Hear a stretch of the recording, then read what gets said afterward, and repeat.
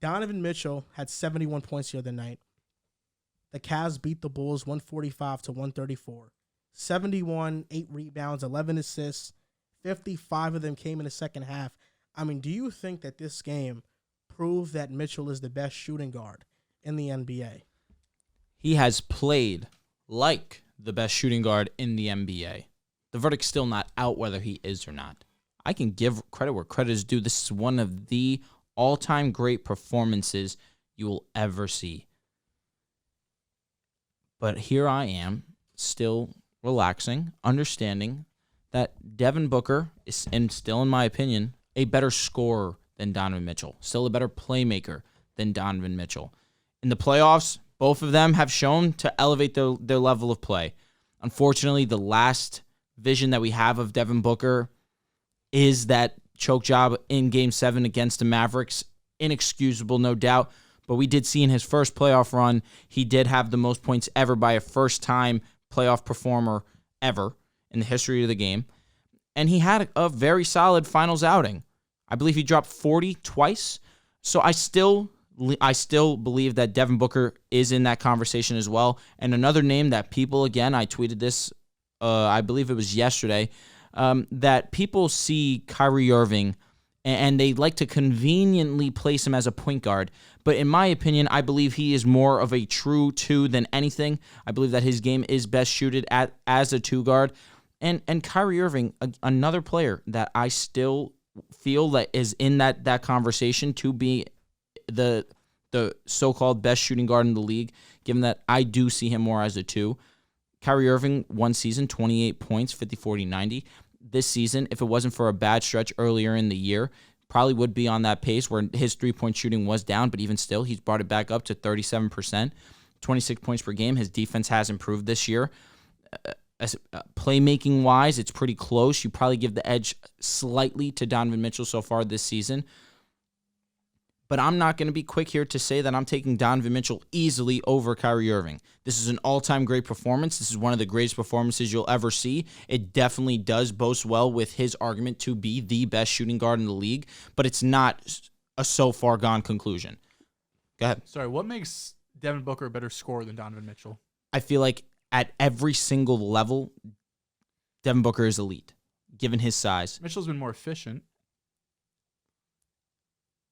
Because Mitchell's a three-level scorer. No, he is. But I feel like Devin Booker's post game also is very great. His three-point shot is very good. His mid-range game is one of the best in the league. His ability to finish at the rim is very great. I personally, and listen, he had 71 2 nights ago. I believe it was Monday. And it was all-time great. 5 years ago. He did this 5 years ago before anyone was giving Devin Booker the credit of being the best shooting guard in the league. I mean, I think the difference between the D-Book 70 and the Mitchell 70 is that it was in regulation. Mitchell had it in the flow of the game. Those were points that you needed to win. Devin Booker was just scoring. And they did lose. No, but absolutely, too. Not discrediting it, but compared to Donovan Mitchell, I think the level of performance is not close. I think Mitchell was by far better than that. Yeah, also the game-tying shot, the free throw. The game in totality, for sure. The fact that they came back from double digits, he ended up being the main reason why they were able to come back and win in overtime. 15 points at half, 6 after the first quarter. The first 70 and 10 game in the history for assists. All-time great performance, absolutely. But in the grand scheme of things, I can't allow I don't want to use recency bias because, of course, Donovan's been great, but in this situation specifically, I still see Kyrie and I still see Devin Booker, and I need to give them that respect and acknowledgement. I think for Donovan Mitchell, obviously it's always been been in the conversation. Him, Book, JB this year making a leap. Kyrie, if you're calling him a two. I think just over the past 4 years or so, a lot of people have just kind of gotten sick, not of Donovan Mitchell, maybe a situation with the Jazz. Like every year we went into the season, we knew the Jazz were going to be a great regular season team, and we knew they'd probably lose in the playoffs at some point. They were never going to go to the finals. They were never going to be this perennial dynasty type team, even though every season they would have a great regular season. And no part to Donovan Mitchell. I mean, obviously he's one of the best playoff performers in the NBA right now, right? Back-to-back seasons averaging over 30 points per game in the NBA playoffs. But the fact that he was able to go to a new situation in Cleveland, and obviously he was the guy in Utah, but also being the guy now in Cleveland who I wouldn't say gets more broadcasted or more like national recognition than Utah, but I feel like at least this season, maybe it's being on the East Coast, just more eyeballs on him being on Cleveland with the change of scenery, maybe a more exciting player in Garland compared to a guy like Rudy Gobert, right? And you have Mobley there and all the guys. So this season on a new team, new teammates, not that you're seeing his true potential, but just having that change of scenery, I think, is probably opening some more eyes where he was always in that conversation. But this year, I mean, he's having a career year, which probably separates him, at least this season, from Devin Booker, because this season he's having a better year just raw stats-wise, but also efficiency-wise. Donovan Mitchell has had that. And then on top of that, you have a 70-point performance, like you said, with also 10-plus assists. He created 96 points, which is the most in NBA history outside of Wilt dropping 100 points. I mean, we know Donovan Mitchell is one of the premier scorers, premier three-level scorers in the NBA, but the fact that he was able to put up 70 when he was really, especially in that second half, third, fourth quarter, constantly getting double teamed. They were constantly throwing guys at him. Really, when he got past half court and he was constantly seeing open guys, getting the ball out of his hands. And even though all the pressure that was on him defensively, and then at the end of the game at the free throw line, maybe left a little bit early at the free throw line, definitely left early, but the refs let it play on.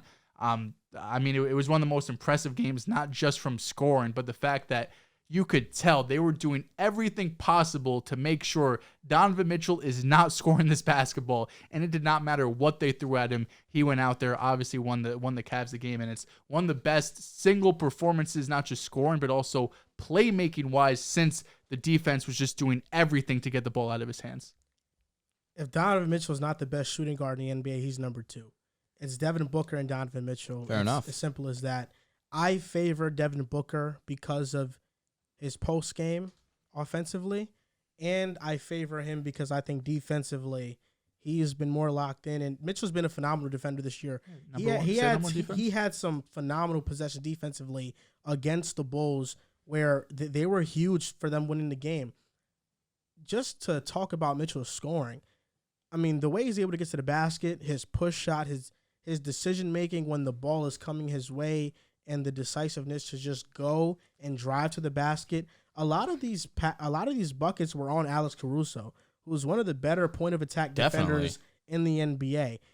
During regulation, the Mitchell outburst was more so getting to the basket and creating that way. In overtime, there was this 3-point barrage that he had where I think he hit like 2 to 3 threes in overtime. It was unbelievable. And of course, a free throw to just get the game into overtime. And people have been debating whether that or the Luka one was more impressive. I think this one took more skill. Luka kind of lucked into the ball. It was tipped to him. Shooting in air and making it is insane. No, definitely, it was cool. But the Cavs did something interesting on this play where Evan Mobley shielded off Vucevic, which created an open lane for Donovan Mitchell to go and get that rebound. And that's something they practiced, and it came up in this game, and they were able to do that. I do think Donovan Mitchell is in a conversation for best shooting guard in the NBA. Definitely. And there's often, especially as of recently, because we've been seeing these scoring outbursts, there's a lot of people that have been coming out and they've been saying analytics ruin the game, the way the NBA is being played. I saw that. They don't like it. But teams simply figured out that spacing out the floor is the best way to yield maximum results offensively. That's all it's been. Years past in the 2010s, in the 2000s era, 1990s, they had the paint clogged, and it was outdated. We have become smarter as coaches, and the schemes have gotten smarter to the point that we're able to play offense at a much better level. Offenses now, they're smarter, and they're better. They're more better than they've ever been. In 2000, the team with the best offensive rating was the Lakers at 107 with Shaq and Kobe. In 2010, the team with the best offensive rating was the Suns at 113.9. This season, the Hornets have the worst offensive rating in the NBA at 107.9. That means the team with the worst offensive rating now would be the best offensive rating in 2000 and would be a top 10 offense in 2010. That's just how much we've been able to maximize offensive results, and I think that's all due to spacing and just these players being so much more athletic. When you drive to the basket, because right now, offenses want to get the most efficient shot. How do you do that? You drive to the basket to get a layup. You either get the layup or you get fouled, or the defense collapses, and now you have an open three, and the three-point shot is the most efficient shot in basketball, especially if you can hit it at a great clip. So these offensive schemes, these coaches have gotten smarter than ever, and the only real criticism I have of today's game is that I would love for there to be empowerment on the defensive end. So not everything's a foul. You know, there's aggressiveness to stop these offenses, because if the worst offense now would be the best offense in 2001, I do think there is room to go back to the mean, where we're enforcing offense but also defense and not everything's a foul. I was watching the Kings and Jazz game yesterday, and Lauri Markkanen at 25 points, 13 seconds left, got fouled on a three-point shot where he kicked out his leg. That wasn't a foul, and that ruined my parlay single-handedly. So for that, I'm, you know, if we're in the 2000s, that's You took the under? I took the under. Dude. If that's not called, you know, I'm winning. A good amount of money. So for me, that's what I think that's what I think it's been. But I don't think analytics has ruined the game. I just think that we've evolutionized. And I have top 10 shooting guards here. And in making this list, I was fascinated with how many great shooting guards there are. Number one for me is Devin Booker. The numbers speak for itself, but the Suns are 2-7 without him. I'm not sure what the result of this current game is, but the Suns have not been winning without Devin Booker. Yeah, so they're 2-8 without Devin Booker now, and you can just see how they look without D Book. I mean, he is missed drastically. Number two, Donovan Mitchell. He's averaging 29 points per game on excellent efficiency. Number three is Jaylen Brown, 27 a game, two-way presence. Number four, I have James Harden. I think what he's doing at 22 and 11 a game, 11 assists speaks for itself. And the reason I took him over number 5, which is Paul George, is because of that playmaking aspect.